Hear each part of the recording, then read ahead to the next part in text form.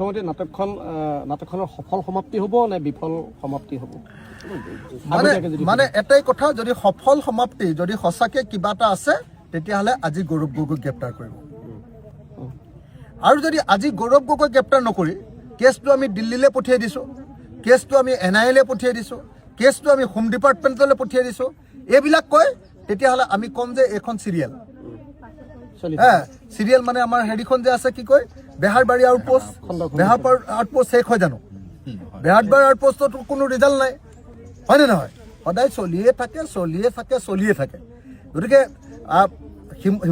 মুখ্যমন্ত্ৰী হিমন্ত বিশ্ব শৰ্মাই আমাৰ প্ৰদেশ কংগ্ৰেছৰ সভাপতি গৌৰৱ গগৈ ডাঙৰীয়াৰ বিৰুদ্ধে যি অভিযোগ আনিছে সেইটো বেহাৰবাৰী আউটপোষ্ট নে বেহাৰবাৰী আউটপোষ্টৰ নিচিনা এখন চিৰিয়েল নে আচলতে এইটো এটা অপৰাধ?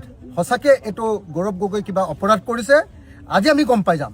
যদি গৌৰৱ গগৈক গ্ৰেপ্তাৰ কৰে তেতিয়াহ'লে আমি গম পাম যে আচলতে ভিতৰত কিবা ডাঙৰ গণ্ডগোল আছে। আৰু যদি গৌৰৱ গগৈক গ্ৰেপ্তাৰ নকৰি আমি দিল্লীক তদন্ত কৰিবলৈ দিছোঁ বুলি কয়, তেতিয়াহ'লে আমি গম পাম যে ভিতৰত একো নাই, এইটো খোলা টেকেলি এটা।